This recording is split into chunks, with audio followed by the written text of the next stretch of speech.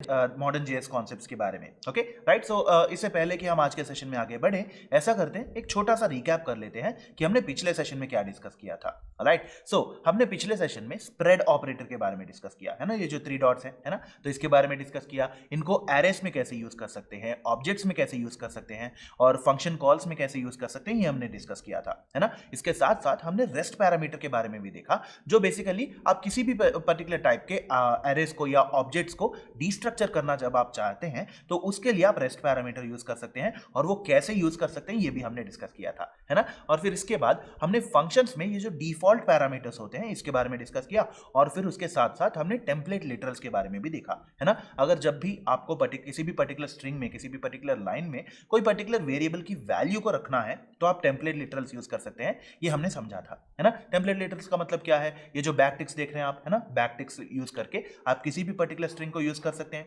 है ना। इसके साथ साथ ये जो जब डॉलर फर्स्ट नेम लिखा हुआ है ना, तो इसको आप ऐसे यूज कर सकते हैं। Okay right. और फिर आज के सेशन में जो है हम कुछ ऐसे कॉन्सेप्ट्स के बारे में देखेंगे। राइट। सो ऑपरेटर्स में टर्नरी ऑपरेटर नाम का एक ऑपरेटर होता है, इसके बारे में देखेंगे। ओके, स्विच स्टेटमेंट्स के बारे में समझेंगे, एंड फाइनली फंक्शंस में एरो फंक्शंस होते हैं, इसके बारे में भी देखेंगे। ओके, हम इन सारी चीजों को एक के बाद एक डिस्कस करते हुए आगे बढ़ेंगे। राइट। सो सबसे पहले टर्नरी ऑपरेटर। राइट, ये जो टर्नरी ऑपरेटर है बेसिकली इसको हमारे ये जो इफ एल्स स्टेटमेंट होते हैं, है ना, तो उनको रिप्लेस करने के लिए कभी कभार यूज किया जा सकता है। ओके, अगर आप किसी भी पर्टिकुलर इफ एल्स स्टेटमेंट को और भी सिंप्लीफाई करके अगर एक लाइन ऑफ कोड में लिखना चाहते हैं तो आप टर्नरी ऑपरेटर यूज कर सकते हैं। ओके, तो इसको जो है हम एक एग्जांपल लेके समझने की कोशिश करते हैं। राइट, तो इसका एग्जांपल सिंटैक्स देख लेते हैं पहले।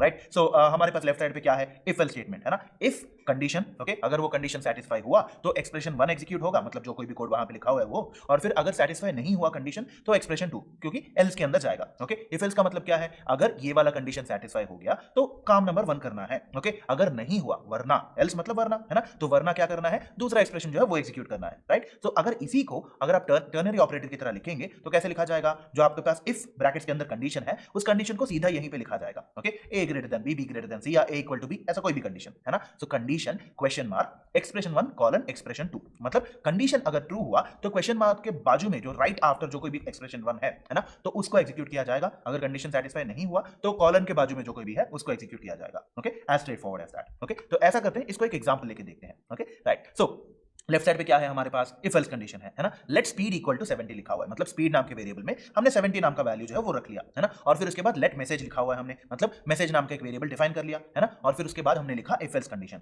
जहां पे लिखा हुआ है इफ स्पीड ग्रेटर देन और इक्वल टू 100, मतलब अगर स्पीड 100 से ज्यादा हुआ तो कंडीशन नंबर 1, कंडीशन के अंदर अगर कंडीशन सेटिस्फाई हो गया तो एक्सप्रेशन नंबर 1 प्ले होना है ना, जो message equal to too fast है, मतलब टू फास्ट प्रिंट होना चाहिए, वरना else message equal to okay, है ना। तो मैसेज को ओके प्रिंट करना है, finally console dot log of message. Right, so अगर इसी को आप टर्नरी ऑपरेटर की तरह लिखने की कोशिश करेंगे तो कुछ ऐसे लिखेंगे आप, let speed equal to 70। Okay, और यहां पे सीधा आप उस वेरिएबल के साथ साथ ही कंडीशन को डिफाइन भी कर सकते हैं। Okay right, for example let message equal to speed greater than और इक्वल टू 100, है ना। हमारा कंडीशन क्या है, स्पीड ग्रेटर देन और equal to 100। Okay, question mark, अगर ये सेटिस्फाई हुआ तो टू फास्ट, अगर सेटिस्फाई नहीं हुआ तो ओके, है ना। तो ये दोनों में से कोई भी प्रिंट हो जाना चाहिए, console dot log of message. Right, चलिए इसको ऐसा करते हैं, इसको एक बार कोड प्लेग्राउंड में ट्राई करके देख लेते हैं। राइट, चलिए, सो ये जो कंसोल है इसको निकाल देते हैं अभी। ओके राइट, तो हमारे पास अभी क्या है, लेट स्पीड इक्वल टू, अभी के लिए 70 लिख लेते हैं। ओके, तो स्पीड को हमने 70 कर लिया, है ना। और फिर अभी हमें जो मैसेज प्रिंट करना है उसको डिफाइन करना है यूजिंग टर्नरी ऑपरेटर, है ना। तो इसको यूज करेंगे हम, लेट मैसेज इक्वल टू, है ना। और यहां पे ऐसा करते हैं, ये जो कंडीशन हमने लिखना है उसको ब्रैकेट्स में डाल देते हैं ताकि हमें अच्छे से समझ आ जाए। ओके राइट, अगर स्पीड जो है ना, स्पीड अगर ग्रेटर देन इक्वल टू 100 है, मतलब 100 या उससे ज्यादा है स्पीड, तो कंडीशन नंबर एक्सप्रेशन नंबर 1 क्या है, हमें टू फास्ट प्रिंट करना है ना। सो टू फास्ट, ओके, वरना एल्स क्या लिखना है यहाँ पे हमें, ओके, है ना। और फिर इसको सेमीकोलन दे दिया हमने, इसका मतलब क्या हुआ, if speed greater than equal to 100, अगर ये सेटिस्फाई हो गया तो टू फास्ट प्रिंट हो जाना चाहिए, एल्स ओके प्रिंट होना चाहिए, है ना। तो इतने बड़े इफ एल्स स्टेटमेंट को हमने एक लाइन में लिख लिया। राइट, सो इसको टर्नरी ऑपरेटर को यूज करके हमने लिख लिया। ओके राइट, और फिर यहाँ पे क्या लिखेंगे हम, ये जो कंसोल डॉट लॉग है ना, तो उसके अंदर क्या लिखना है हमें, ये जो भी मैसेज हमें हमारे पास आ जाना चाहिए वो, है ना। जब आप इसको रन करेंगे, क्योंकि स्पीड 70 है, मतलब 100 से कम है, तो कौन सा कंडीशन प्ले हो जाना चाहिए, ओके राइट। अगर मान लीजिए स्पीड को हमने बना दिया 170, मतलब 100 से ज्यादा है ना, तो जब आप इसको रन करेंगे क्या हुआ, टू फास्ट। ओके, सो अगर कंडीशन 1 सेटिस्फाई होता है तो एक्सप्रेशन 1 जो है वो प्रिंट हो जाना चाहिए, है ना, वरना जो एक्सप्रेशन नंबर 2 है वो एग्जीक्यूट हो जाना चाहिए। राइट, चलिए वापस चलते हैं अभी। राइट, तो आपको समझ आ गया है ना, टर्नरी ऑपरेटर को कैसे यूज कर सकते हैं, है ना। दोनों ही कंडीशंस में, इफ चाहे इफ एल्स हो चाहे टर्नरी ऑपरेटर हो, दोनों ही कंडीशंस में आपको आउटपुट जो है ओके ही आएगा। राइट, और इस तरफ अगर आप लेफ्ट साइड पे देखेंगे तो इफ एल्स कंडीशन जो है कुछ ज्यादा ही बड़ा है। ओके, वहीं पे अगर टर्नरी ऑपरेटर में देखेंगे आप, सीधा एक लाइन में लिख लिया हमने। ओके राइट, चलिए एक और एग्जांपल देखते हैं इसका, राइट। फॉर एग्जांपल यहाँ पे लेफ्ट साइड में क्या है हमारे पास, लेट a इक्वल टू 10 है, b इक्वल टू 20 है, ओके। और यहाँ पे मिनिमम वैल्यू कैलकुलेट किया जा रहा है, right. So if a greater than b, minimum value का जो लेट मिन वैल्यू लिखा हुआ है यहाँ पे, है ना, उस वेरिएबल में b होगा, ओके, वरना मिनिमम वैल्यू जो है वो a हो जाएगा, और इसको प्रिंट करने की कोशिश कर रहे हैं हम, है ना। अगर इसी को अगर आप एक टर्नरी ऑपरेटर की तरह लिखेंगे तो a equal to 10, b equal to 20 लिखा जाएगा, और इसके साथ साथ let min value equal to condition question mark expression 1 colon expression 2, है ना, इसी पैटर्न में लिखेंगे हम। मतलब a ग्रेटर देन b, अगर a ग्रेटर देन b हुआ तो b छोटा है तो b प्रिंट हो जाना चाहिए, वरना a प्रिंट हो जाना चाहिए, राइट। चलिए इसको भी एक बार कोड प्लेग्राउंड में ट्राई कर लेते हैं, राइट। ओके, सो ये जो पूरा का पूरा कोड है इसको निकाल देते हैं, okay. Let a equal to 10 लिख लेते हैं अभी के लिए, okay. Let b equal to 20, okay. और हमें अभी बेसिकली क्या चाहिए, मिनिमम वैल्यू चाहिए, है ना। सो लेट मिन वैल्यू, है ना, मिन वैल्यू इक्वल टू क्या चाहिए हमें, बेसिकली कंडीशन क्या चेक करना है, a ग्रेटर देन b, है ना, राइट। सो इसके लिए हम इसको ब्रैकेट्स में डाल देते हैं ताकि हमें पढ़ने में आसानी हो जाए, okay. a greater than b लिख लिया हमने, है ना। तो अगर ये सेटिस्फाई हो गया तो क्या चाहिए हमें, b जो है वो छोटा है ये रिप्रेजेंट करना है, वरना क्या चाहिए हमें, a रिप्रेजेंट करना है, राइट। सो हमने लिख लिया कंडीशन इफ, अगर ये सेटिस्फाई होता है तो एक्सप्रेशन 1 वरना एक्सप्रेशन 2, राइट। सो कंसोल डॉट लॉग में क्या करेंगे हम, डॉट लॉग जो है इसके अंदर हम मिनिमम वैल्यू को प्रिंट करने की कोशिश करेंगे, राइट। तो इसको जब हम सेमीकोलन दे देते हैं और इसको रन करेंगे, क्योंकि 10 जो है ना, राइट। सो 10 जो है बेसिकली 20 से छोटा है, चाहे आप यहाँ पे कोई भी वैल्यू दे दें तो बेसिकली क्या होगा, 10 को प्रिंट किया जाएगा, है ना, right. So a greater than b, 10 जो है 20 से बड़ा नहीं है, है ना। तो ये पहला कंडीशन सेटिस्फाई नहीं होगा, और दूसरा कंडीशन जो है वो मतलब दूसरा एक्सप्रेशन जो है वो आ जाएगा, है ना। और यहीं पे हमने a का वैल्यू जो है वो 100 कर दिया, तो a ग्रेटर देन b, है ना, तो b का वैल्यू जो है वो प्रिंट हो जाना चाहिए, राइट। जब हम इसको रन करेंगे तो b का वैल्यू जो है प्रिंट हो गया, क्योंकि हम मिनिमम वैल्यू को रिप्रेजेंट करने की कोशिश कर रहे हैं, राइट। चलिए वापस चलते हैं अभी, राइट। सो हमने ये वाला एग्जांपल भी देख लिया, ओके, राइट। सो दोनों ही कंडीशंस में क्या होगा, हमें 10 वाला आउटपुट जो है आ जाएगा, क्योंकि a is smaller than b, है ना। तो जो लास्ट वाला वैल्यू है वही एक्सप्रेशन रन होगा, राइट। चलिए अभी बात करेंगे हम स्विच स्टेटमेंट के बारे में, ये था टर्नरी ऑपरेटर, ओके। अभी हम बात करेंगे स्विच स्टेटमेंट के बारे में। स्विच स्टेटमेंट जो है इसको भी ऐसा मान लीजिए कि मतलब जैसे हम नेस्टेड इफ एल्स यूज करते हैं, है ना, राइट। इफ एलिफ एल्स ऐसे करते हैं, है ना, right. So else if use करते हुए ऐसे nested if else conditions use करते हैं, है ना। तो उनको रिप्लेस करने के लिए, उनको किसी अच्छे तरीके से और डिसीजन मेकिंग को रिप्रेजेंट करने के लिए आप स्विच स्टेटमेंट यूज कर सकते हैं। जैसे सिंपल सीधा इफ एल्स उसको रिप्लेस करने के लिए जैसे आप टर्नरी ऑपरेटर यूज कर सकते हैं, वैसे ही नेस्टेड एल्स इफ स्टेटमेंट्स को यूज करने के लिए, मतलब उनको रिप्लेस करने के लिए आप स्विच स्टेटमेंट भी कभी-कभार यूज कर सकते हैं, राइट। बेसिकली डिसीजन मेकिंग में हेल्प करते हैं ये, okay, right. So for example अगर सिंटैक्स की तरह देखें आप तो लेफ्ट साइड पे क्या है हमारे पास, नेस्टेड इफ एल्स स्टेटमेंट्स है, राइट। इफ एक्सप्रेशन 1 जो भी बेसिकली है, जो कंडीशन है, अगर वो सेटिस्फाई हो गया तो उस कंडीशन के सेटिस्फैक्शन के मुताबिक हमारे पास क्या होगा, जो कोई भी स्टेटमेंट्स हैं वो एग्जीक्यूट हो जाएंगे। अगर पहला कंडीशन नहीं दूसरा कंडीशन चेक करना है हमें, एल्स इफ, है ना। तो एल्स इफ दूसरा कंडीशन सेटिस्फाई हो गया तो उसके अंदर statements and so on and so forth, right. अगर कोई भी कंडीशन सेटिस्फाई नहीं होता है, हमें क्या चाहिए, जो कोई भी हमें अगर कोई भी कंडीशन सेटिस्फाई नहीं होता है तो उसके अंदर जो कोड रन होना चाहिए, जो भी कोई स्टेटमेंट्स होंगे उनको रन होना चाहिए, तो वो एल्स के अंदर लिखा जाएगा, है ना। तो मतलब सिंपली अगर आप समझने की कोशिश करें तो वहां पे क्या होता है, अगर कंडीशन नंबर 1 सेटिस्फाई हो गया तो कंडीशन नंबर 1 के मुताबिक जो कोई भी कोड है वो रन होगा। कंडीशन 1 नहीं, कंडीशन 2 अगर सेटिस्फाई हो गया तो कंडीशन 2 के मुताबिक होगा। अगर कोई भी कंडीशन सेटिस्फाई नहीं होता है तो एल्स के अंदर जो कोई भी है वो एग्जीक्यूट हो जाएगा, है ना। तो ये थे टिपिकल हमारे इफ एल्स स्टेटमेंट्स, है ना, नेस्टेड इफ एल्स स्टेटमेंट्स। अगर इसी को आप स्विच की तरह देखें तो यहां पे भी क्या होता है कि बेसिकली आप डिसीजन मेकिंग के लिए ही यूज कर सकते हैं, है ना। फॉर एग्जांपल यहां कुछ ऐसे लिखा जाएगा जहां पे expression equal to value 1 value 2 value 3 ऐसे अलग अलग कंडीशंस में लिखा जा रहा है। इसके बजाय क्या होगा कि स्विच लिखेंगे हम, ओके, और फिर उसके ब्रैकेट्स के अंदर जो कोई भी एक्सप्रेशन हम चेक करना चाहते हैं वो, ऑलराइट। और फिर उनको जो हम हर एक एल्स इफ स्टेटमेंट के अंदर expression triple equal to value 1 value 2 value 3 ऐसे लिखते हुए जा रहे हैं। इसके बजाय हम यहां पे क्या लिखेंगे, case value 1 case value 2 case value 3 and so on and so forth, right. So जहां पे हम इफ एल्स या एल्स इफ लिखते हैं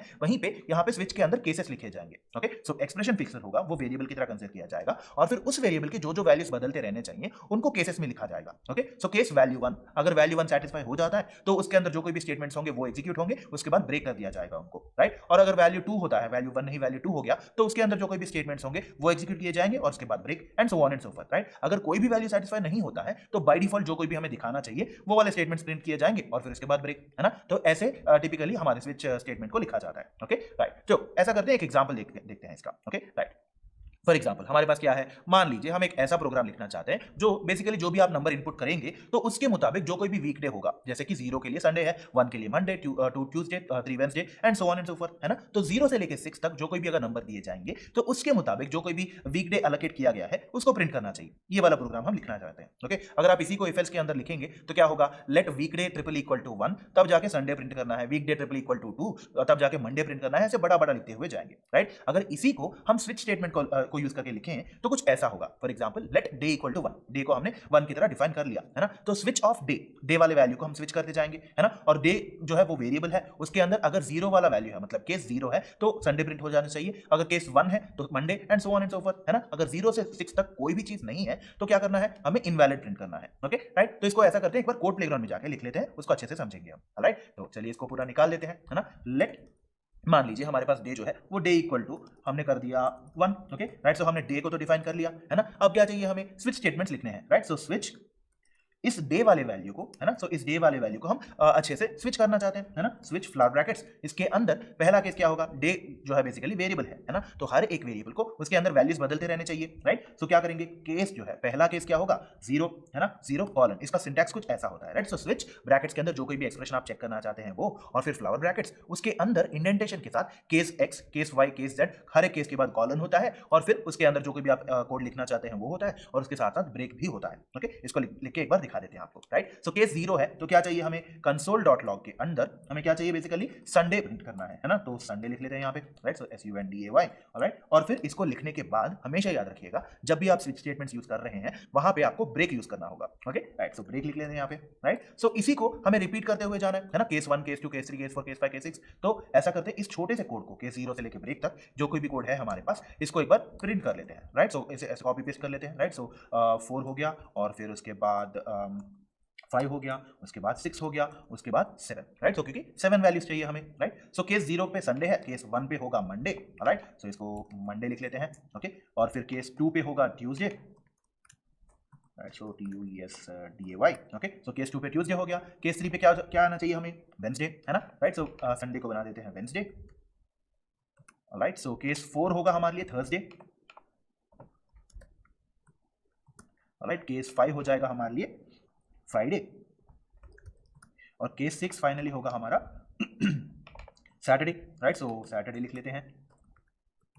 राइट, और फिर फाइनली एक डिफॉल्ट केस भी तो होना चाहिए है ना, मतलब अगर ये कोई भी केस सेटिस्फाई नहीं हो तो कोई बाय डिफॉल्ट केस जो होना चाहिए वो लिखना होगा हमें है ना, तो इसी को कॉपी कर लेते हैं, एक और बार पेस्ट कर लेते हैं इसको। राइट, सो अभी केस 0 के बजाय हम लिखेंगे सीधा डिफॉल्ट। ओके, सो मतलब बेसिकली इसका मतलब ये है कि अगर कोई भी केस सेटिस्फाई नहीं होता है तो बाय डिफॉल्ट ये दिखा दो। ओके, तो यही लिखा जाएगा, और console.log के अंदर हम लिखेंगे इनवैलिड। ओके राइट, सो जब हम इसको रन करेंगे, क्योंकि हमारा वैल्यू जो है डे इक्वल टू 1 है बाय डिफॉल्ट। ओके, तो जब हम इसको रन करेंगे क्या होगा, स्विच डे है। ओके, डे का वैल्यू बना 1। ओके, तो केस 1 जो है वो एग्जीक्यूट होगा। राइट, और उसके अंदर क्या है, मंडे है, और उसके साथ साथ ब्रेक। राइट, अगर मान लीजिए हमने यहाँ पे डे का वैल्यू जो है वो 6 कर दिया। ओके, तो 6 का मतलब क्या हुआ, सैटरडे आएगा है ना, तो सैटरडे आ गया। अगर मान लीजिए यहाँ पे 6 के बजाय मैंने दे दिया 10 या फिर 7 दे दिया। ओके, तो इसका मतलब क्या हुआ, केस 0 से लेकर 6 में कोई भी केस सेटिस्फाई नहीं हो रहा है ना, तो यहाँ पे क्या होगा, डिफॉल्ट केस को कंसीडर किया जाएगा है ना, और डिफॉल्ट के अंदर क्या है हमारे पास, इनवैलिड। ओके, और क्योंकि डे इक्वल टू 7 एग्जिस्ट नहीं करता, डिफॉल्ट केस रन होगा और आउटपुट जो है हमारा इनवैलिड आएगा। ओके राइट, चलिए वापस चलते हैं अभी। ओके, तो हमने इसको ऐसे लिख लिया है ना, और अगर हम डे इक्वल टू 1 देते हैं तो मंडे आएगा, डे इक्वल टू 2 देते हैं तो ट्यूसडे आएगा, and so on and so forth. Right, ध्यान रखिएगा यहाँ पे आप जो वैल्यू यूज कर रहे हैं, जिस किसी भी टाइप का डेटा टाइप यूज कर रहे हैं, उसी के मुताबिक आपके केसेस भी लिखने चाहिए। ओके, ऐसा नहीं कि आपने डे इक्वल टू 0 लिखा बट 0 को आपने बना दिया एक स्ट्रिंग। ओके, तो स्ट्रिंग का वैल्यू जो है वो नंबर से इक्वल नहीं करेगा, क्योंकि एक्जैक्टली डेटा टाइप और वैल्यू दोनों मैच करने चाहिए है ना, डबल कोट्स में 0 और नंबर 0 दोनों इक्वल नहीं होते है ना। राइट, इसको एक बार लिख के देख लें। ओके राइट, कोड प्लेग्राउंड में चलते हैं एक बार। ओके राइट, सो मान लीजिए डे इक्वल टू 7 है हमारे पास। ओके, इसको अगर हमने यहाँ पे बना दिया 0। ओके, बाय डिफॉल्ट अगर आप नॉर्मल 0 यूज करेंगे, मतलब नंबर 0 यूज करेंगे, तो इसका मतलब क्या हुआ, बेसिकली 0 ट्रिपल इक्वल टू 0 ये वाला कंडीशन चेक किया जाता है। ओके, तो अगर डे इक्वल टू 1 है तो 1 ट्रिपल इक्वल टू 1 चेक किया जाएगा, and so on and so forth. Right, but अगर आपने यहाँ पे 0 मतलब 0 वैल्यू या नंबर या इंटीजर के बजाय आपने मान लीजिए इसको एक स्ट्रिंग बना दिया। ओके, तो कंडीशन जो है वो रन नहीं होगा, और 0 से लेकर 6 तक कोई भी कंडीशन सेटिस्फाई नहीं होगा। क्यों, क्योंकि ये जो स्ट्रिंग वाला 0 है वो हमारे नंबर वाले 0 से, मतलब इंटीजर वाले 0 से मैच ही नहीं करता, क्योंकि डेटा टाइप अलग है। ओके, तो इसीलिए जो है हमारा आउटपुट जो है वो इनवैलिड आएगा। जब हम इसको रन करके देखेंगे तो इनवैलिड ही आएगा हमारा आउटपुट। ओके, तो इसका ध्यान अच्छे से रखना होगा हमें, मतलब जो कोई भी वैल्यू हम यूज कर रहे हैं कंडीशन में, जो लेट डे इक्वल टू 0 में जो भी वैल्यू हम असाइन कर रहे हैं, उसी के डेटा टाइप में से ही हमें केसेस को डिफाइन करना पड़ेगा। ओके राइट, चलिए वापस चलते हैं अभी।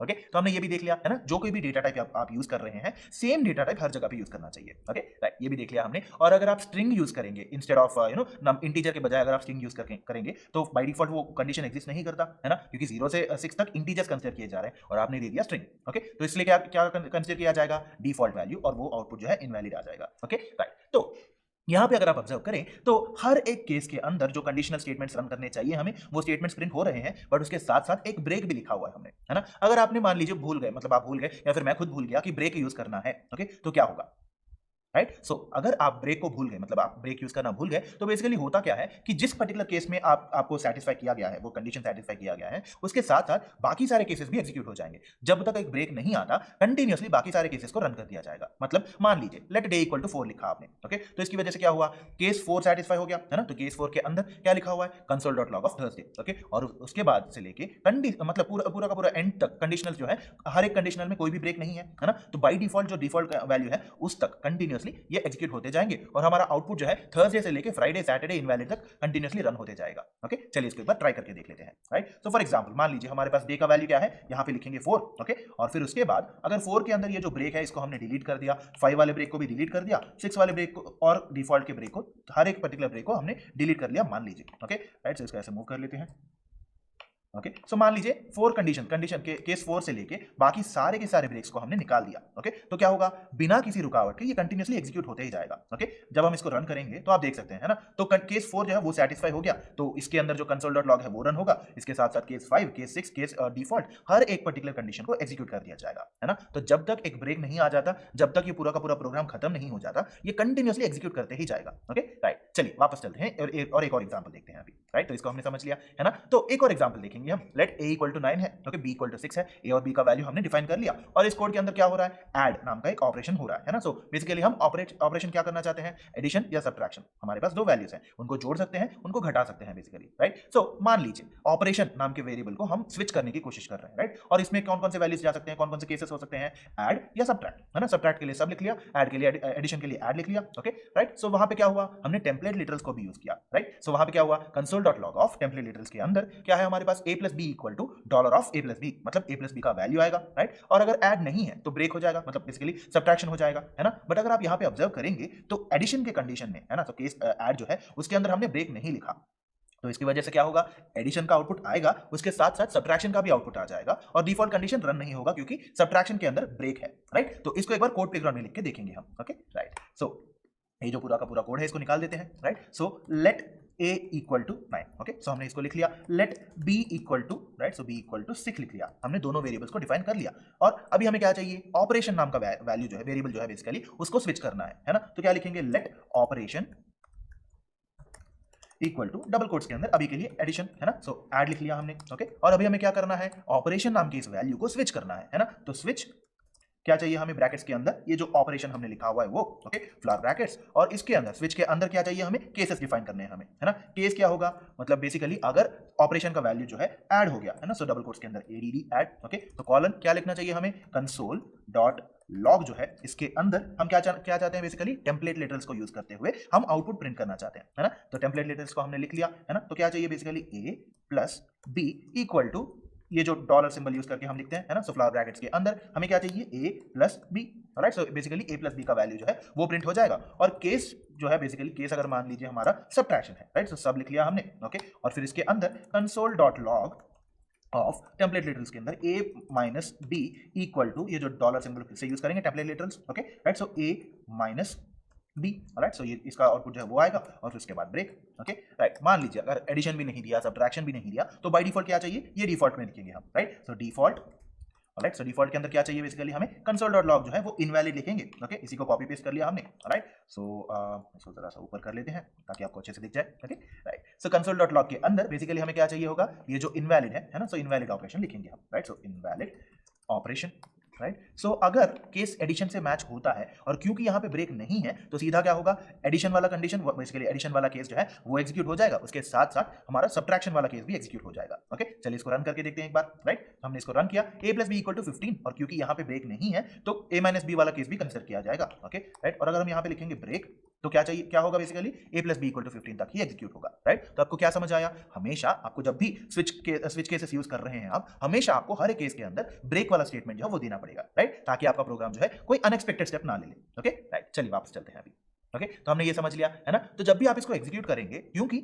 एडिशन केस के अंदर हमारे पास कोई भी ब्रेक स्टेटमेंट नहीं है, क्या होगा, एडिशन और सब्ट्रैक्शन दोनों एग्जीक्यूट किए जाएंगे, राइट। सो दोनों कंडीशन जो है वो एग्जीक्यूट किए जाएंगे। ओके, ये था बेसिकली हमारे स्विच स्टेटमेंट्स के बारे में। Okay, right. चलिए अभी बात करेंगे हम डिफाइनिंग फंक्शंस के बारे में। ओके, तो बेसिकली हमें क्या पता है फंक्शंस के बारे में, किसी भी पर्टिकुलर फंक्शन को हम बहुत तरीकों में डिफाइन कर सकते हैं, है ना। फंक्शन डिक्लेरेशन, फंक्शन एक्सप्रेशन, है ना। तो ये हम ऑलरेडी जानते हैं, डिक्लेयर कैसे करते हैं, एक्सप्रेशन कैसे यूज कर सकते हैं, ये हम ऑलरेडी जानते हैं, है ना। तो आज के सेशन में जो है हम बात करेंगे एरो फंक्शंस के बारे में। ओके, ये बेसिकली एरो फंक्शंस होते कैसे हैं, कैसे यूज किए जाते हैं, ये भी आने वाले स्लाइड्स में देखेंगे हम। Okay, right. सो जो हमें बेसिकली अभी तक पता है वो कुछ ऐसा है ना। अगर आप एक फंक्शन को डिक्लेयर करना चाहते हैं, फंक्शन ऐड ऑफ, डायरेक्टली सीधा आप फंक्शन नाम का ये जो कीवर्ड है ये यूज करेंगे। ओके, और फंक्शन का नाम जो भी होगा वो लिखेंगे, ब्रैकेट्स के अंदर a comma b, flower brackets, return a plus b and so on and so forth. जो बेसिकली हमारा फंक्शन है वो वैसे का वैसा लिख लेंगे। ओके, अगर आप फंक्शन को एक एक्सप्रेशन की तरह लिखना चाहते हैं तो लेट वेरिएबल नेम, जो कोई भी फंक्शन नेम आप लिखना चाहते हैं वो, for example add. Okay, let add equal to function of, सीधा आप फंक्शन नाम का ये जो कीवर्ड है वो यूज करके ब्रैकेट्स के अंदर जो कुछ भी आप डिफाइन करना चाहते हैं,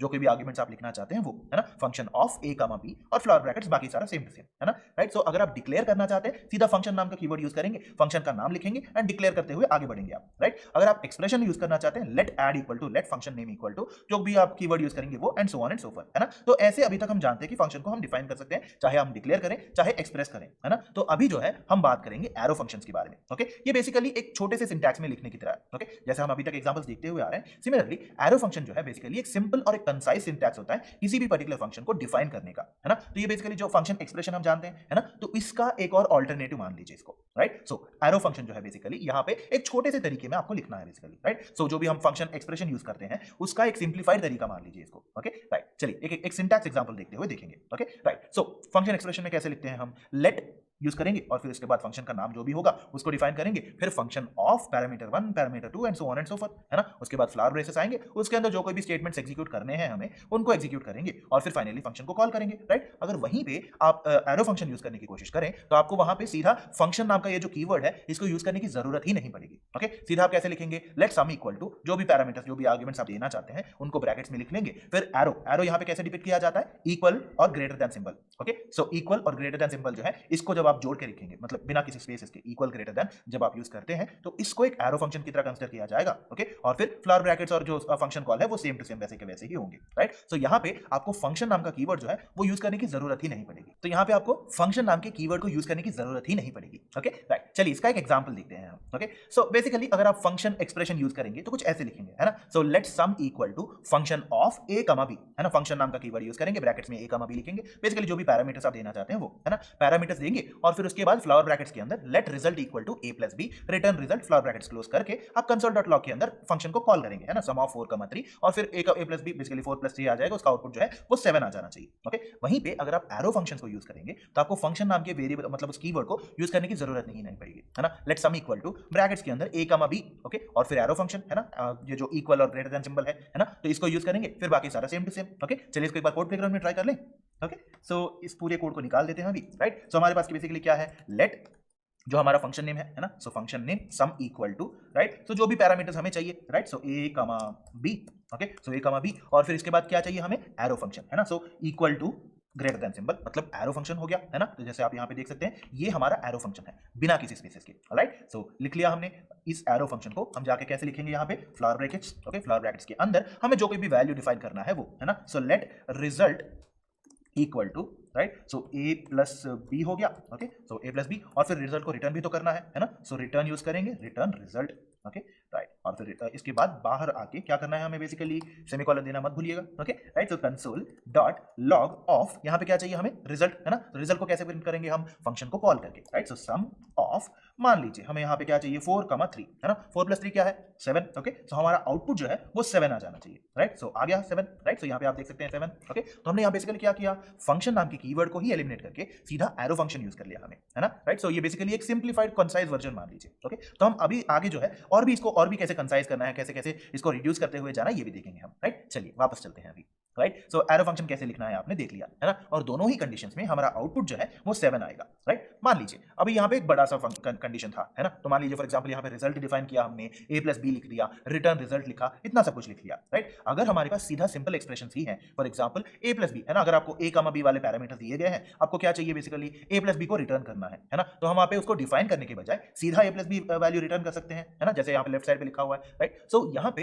बेसिकली क्या होता है कि कभी कभार अगर आपको डायरेक्टली उस वैल्यू के कुछ कैलकुलेटेड आउटपुट दिखाना है आपको, जैसे कि a plus B, a minus B, a into B and so on, right, अगर हमारे पास सिंपल एक्सप्रेशन हैं, ओके, इनको सिंपल एक्सप्रेशन ही कहे जाएंगे, है ना, तो ऐसे सिचुएशंस में आपको फ्लावर ब्रैकेट्स और रिटर्न की भी जरूरत नहीं पड़ेगी, राइट। फॉर एग्जांपल अगर आप कुछ ऐसा लिखना चाहते हैं, let sum equal to brackets में जो कोई भी पैरामीटर्स हमें चाहिए वो, ओके, एरो फंक्शन और फ्लावर ब्रैकेट्स के अंदर रिटर्न a प्लस बी, मतलब रिटर्न रिजल्ट नाम के वेरिएबल को डिफाइन करके उसके अंदर स्टोर करके उसको यूज करने की जरूरत भी नहीं पड़ेगी, है ना, return of a plus B लिख सकते हैं आप सीधा, अगर आप फंक्शन को कॉल करेंगे a प्लस बी रिटर्न हो जाएगा, है ना। बट यहाँ पे अगर हमारे पास सिंपल एक्सप्रेशंस हैं तो इसको भी हम रिड्यूस कर सकते हैं, इसको भी निकाल सकते हैं, जैसे कि फॉर एग्जांपल ये जो बड़ा सा कोड है ये छोटा हो जाएगा राइट साइड पे, है ना, let sum equal to parameters के अंदर, है ना, ये जो पैरेंथेसिस के अंदर हमारे पैरामीटर्स हैं a comma b, arrow function a plus B, मतलब बेसिकली आप जो कोई भी रिटर्न करना चाहते हैं उसको वैसे ही डायरेक्टली लिख सकते हैं a plus B, a minus B and so on, okay. उसके बाद सीधा console dot log of sum of 4 comma 3, है ना, या फिर 5 कमा 6 मान लीजिए, 11 आ जाएगा आउटपुट, है ना। तो बेसिकली हमारे पास अगर सिंपल एक्सप्रेशंस हो, है ना, तो वहां पे हमें रिटर्न और कर्ली ब्रेसेस की भी जरूरत नहीं पड़ती, ओके। चलिए इसको एक बार ट्राई कर लेते हैं,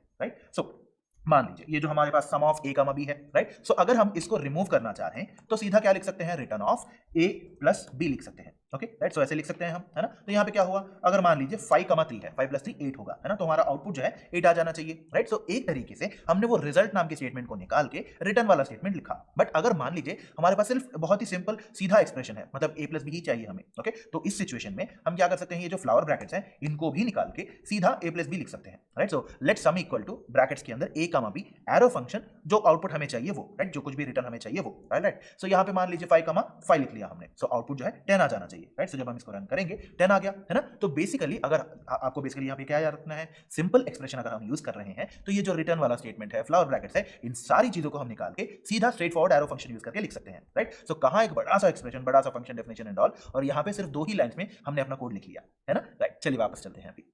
सो हमने सिंपल एक्सप्रेशन देख लिया, राइट। सो अगर आप चाहें तो इसका आउटपुट जो है कुछ ऐसे होगा, है ना, राइट। फॉर एग्जांपल एक और एग्जांपल देखेंगे हम, ओके। सो इस इक्वल टू नाम का एक फंक्शन हमने लिख लिया मान लीजिए, ओके, वहां पे a कमा b है, ओके, और फिर फ्लावर ब्रैकेट्स को अगर हमने निकाल दिया, बेसिकली हमें रिटर्न क्या चाहिए, a triple equal to b, है ना। अगर सेम टू सेम है तो ट्रू आ जाना चाहिए, अगर नहीं है तो फॉल्स आ जाना चाहिए, है ना। तो इसको जब अगर हम एरो फंक्शन यूज करके लिखेंगे, अगर इसको पूरा का पूरा मतलब पूरा डिसमेंटल करके जितना भी हमें रेलेवेंट पार्ट है उसको ही रख के लिखेंगे, कुछ ऐसा होगा, है ना। लेट इज इक्वल नाम का फंक्शन नेम है, ओके, इक्वल टू ब्रैकेट्स के अंदर जो पैरामीटर्स हैं हमारे a कमा b, ओके, और फिर एरो फंक्शन ऑफ कंडीशन क्या है, बेसिकली सिंपल एक्सप्रेशन है ना, a triple equal to b, okay. अगर a triple equal to b true होता है तो ट्रू आएगा, वरना फॉल्स आएगा, ओके। चलिए इसको भी एक बार ट्राई कर लेते हैं, ओके। सो ये जो सम है, सम को हम बना देते हैं is equal, okay. So equal बना दिया हमने, right, is equal to parameters के अंदर a कमा b है, ओके, और फिर हमें आउटपुट क्या चाहिए, basically a triple equal to b, right. So basically हमें क्या चाहिए होगा, यहाँ पे क्या कॉल करना है, इज इक्वल नाम के फंक्शन को कॉल करेंगे, और a और b अगर इक्वल है तो ट्रू आ जाना चाहिए, है ना। तो जब हम इसको रन करेंगे तो ट्रू है, ओके। अगर मान लीजिए 6 कमा 5 दे दिया हमने, ओके, तो फॉल्स आना चाहिए, है ना, तो फॉल्स आ गया, राइट। चलिए वापस चलते हैं अभी।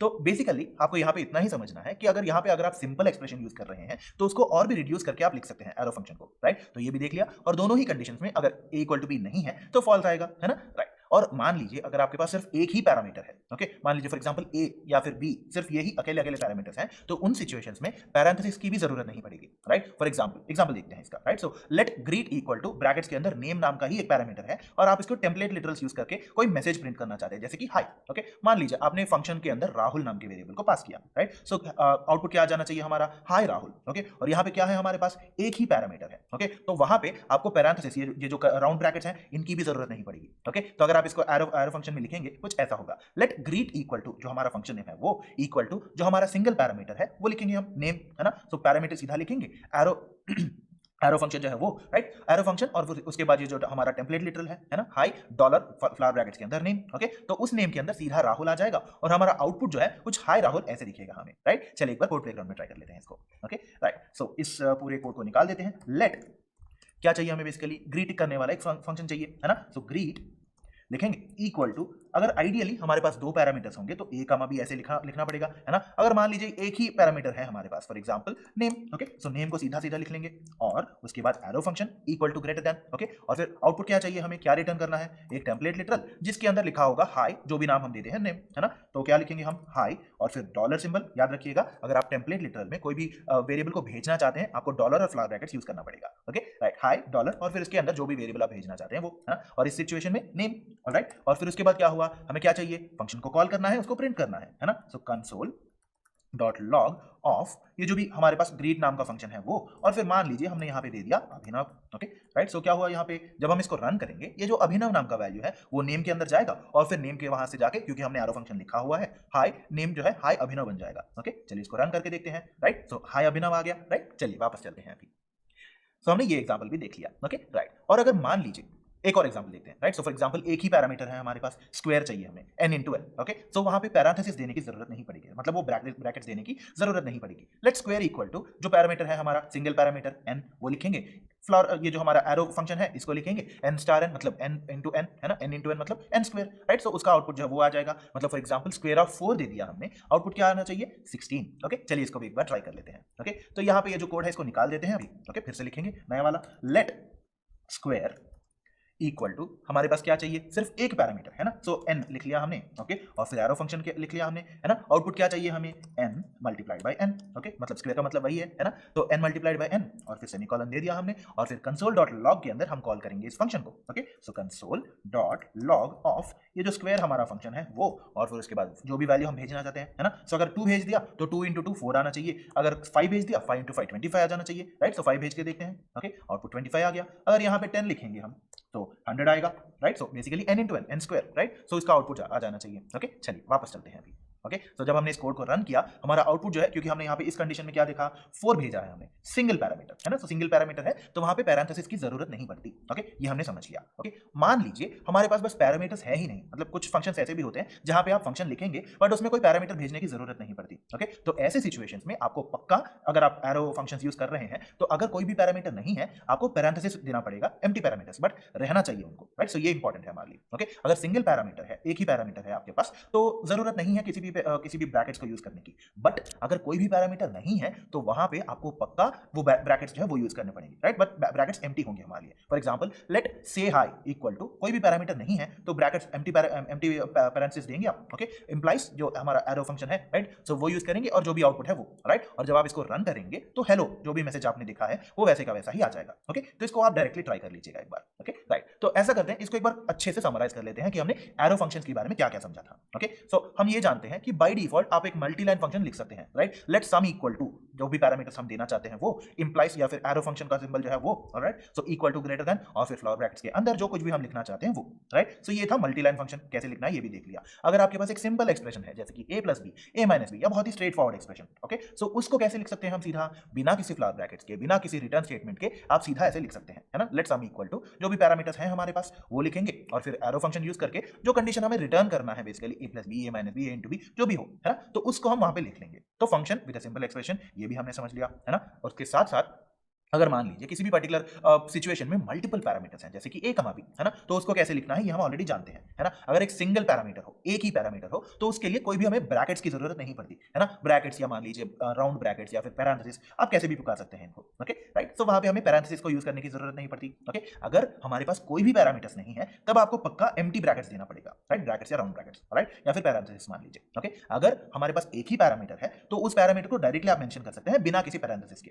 ओके, बिना किसी बाउंडेड ब्रैकेट्स के। बट अगर कोई भी पर्टिकुलर पैरामीटर नहीं है तो आपको पक्का मेंशन करना पड़ेगा ये जो राउंड ब्रैकेट्स हैं इनको, और इनको एम्प्टी रखना पड़ेगा, ओके, राइट। तो यहां तक हमने समझ लिया, है ना। और अगर एरो फंक्शंस में अगर किसी भी पर्टिकुलर टाइप के, अभी तक हम बेसिकली पैरामीटर्स, वेरिएबल्स, एक्सप्रेशंस इनकी बात कर रहे हैं, ओके। अगर मान लीजिए ऑब्जेक्ट्स की बात करें हम, ओके, तो इनको कैसे रिटर्न किया जाता है ये भी हम समझने की कोशिश करेंगे, ओके, राइट। सो यहां पे कोड क्या है हमारे पास, let create user equal to name, okay, और फिर उसको क्या किया हमने, एरो फंक्शन दे दिया, फ्लावर ब्रैकेट्स के अंदर रिटर्न ऑफ, वहां पे एक ऑब्जेक्ट लिखा हुआ है, राइट। सो फर्स्ट नेम नाम का प्रॉपर्टी होगा, उसकी वैल्यू जो है नेम होगी, जो भी नेम हम देते हैं, है ना, तो वो लिखा हुआ है। Console dot log of, function को कॉल किया, कॉल करके उसके अंदर क्या लिखा हमने, राहुल, ओके। और इसका आउटपुट क्या होगा, ये कुछ ऐसे होगा हमारे पास, object of first name colon Rahul, okay. तो कुछ ऐसे आउटपुट आना चाहिए, ओके। अगर हम इसको सिंप्लीफाई करने की कोशिश करेंगे, क्योंकि सीधा है ना, फर्स्ट नेम कॉलन नेम है हमारे पास। अगर हमने इसको सीधा लिखने की कोशिश की तो हमें क्या पता है ऑलरेडी, ये जो हमारे पास फ्लावर ब्रैकेट्स हैं, ये जो रिटर्न है, इसको निकाल दें तो क्या होगा देखेंगे हम, राइट। सो कुछ ऐसे लिखा जाएगा, है ना, let create user equal to name implies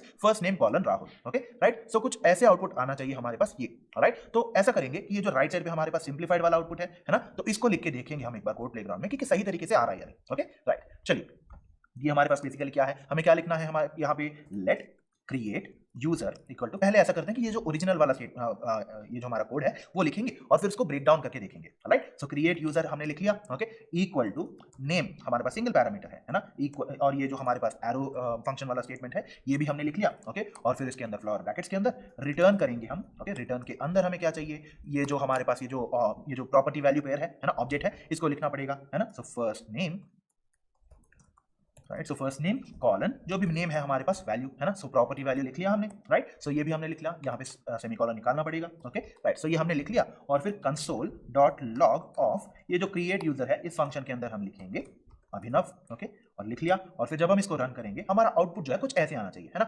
object है ब्रैकेट, फ्लावर ब्रैकेट्स के अंदर प्रॉपर्टी है फर्स्ट नेम, वैल्यू है अभिनव, ये हमने लिख लिया अच्छे से, राइट। सो अच्छी बात है। अगर हम इसको और सिंप्लीफाई करने की कोशिश करेंगे, हमें क्या चाहिए, ये जो रिटर्न वाला स्टेटमेंट है इसको निकालना पड़ेगा, ओके, और फिर फर्स्ट नेम कॉलन नेम जो है ना, तो इसके साथ साथ ये जो है हमारे पास ये जो फ्लावर ब्रैकेट्स, इनको हमने लिख लिया, ओके। और जब हम इसको रन करके देखेंगे तो देखते हैं आउटपुट क्या आया हमारा, अनडिफाइंड, ओके। चलिए वापस चलते हैं और ये समझने की कोशिश करते हैं कि क्यों आया, है ना। तो हमने जब इसको ऐसे रन किया तो क्या हुआ, हमारा आउटपुट जो है वो अनडिफाइंड आ गया, ओके। क्यों, क्योंकि जब भी आप बाय डिफॉल्ट 2 फ्लावर ब्रैकेट्स देते हैं, है ना, जब भी आप 2 फ्लावर ब्रैकेट्स यूज करते हैं तो उनके बीच में जो भी आपने कोड लिखा है जावास्क्रिप्ट जो है उसको एक कोड ब्लॉक की तरह कंसीडर किया जाता है, ओके। सो वो एक ऑब्जेक्ट की तरह डिफाइन नहीं करेगा, उनको एक कोड की तरह समझेगा। मतलब फ्लावर ब्रैकेट जब आपने यूज किया, अगर आपको याद हो तो जैसे आप यहाँ पे देख सकते हैं, है ना, तो name equal to left side पे, है ना, नेम, ये जो हमारा एरो फंक्शन है ये, उसको यूज करने के बाद क्या किया, 2 फ्लावर ब्रैकेट्स के बीच में आपने रिटर्न वाला कंडीशन लिखा, वो एक कोड ब्लॉक हुआ, है ना। सिमिलरली जब आप उनको निकाल देते हैं तो जब भी आप इनको फ्लावर ब्रैकेट्स को यूज करेंगे तो इन दोनों फ्लावर ब्रैकेट्स के बीच में जो कोई भी टेक्स्ट आप लिखें, चाहे जो कुछ भी हो, ओके, तो उसको एक कोड ब्लॉक की तरह कंसीडर किया जाएगा,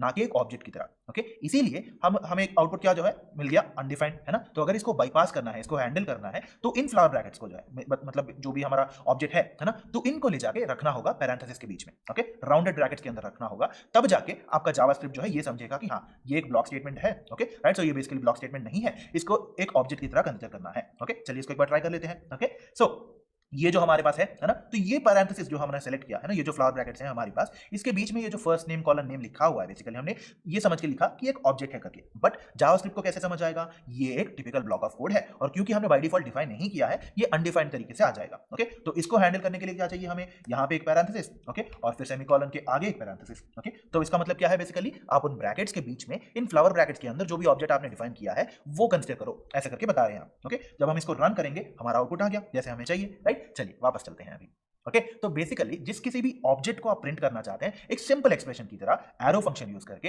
वहां पे इसका ध्यान रखना होगा कि जो भी ऑब्जेक्ट आपने लिखा हुआ है उसको आप पैरेंथेसिस के बीच में रखें, ओके, राइट। सो इसका आउटपुट जो है हमें सही तरीके से आ गया, राइट। सो चलिए एक बार क्विकली समराइज कर लेते हैं कि आप आज के सेशन में हमने क्या क्या डिस्कस किया था, ओके। फर्स्टली हमने ऑपरेटर्स में टर्नरी ऑपरेटर के बारे में देखा, है ना। एक टिपिकल इफ एल्स स्टेटमेंट को, मतलब जो पूरा का पूरा कोड ब्लॉक होता है, उसको अगर आप एक सिंगल लाइन में लिखना चाहें, बहुत ही सिंपल तरीके से लिखना चाहें, तो टर्नरी ऑपरेटर यूज कर सकते हैं, ये हमने समझ लिया।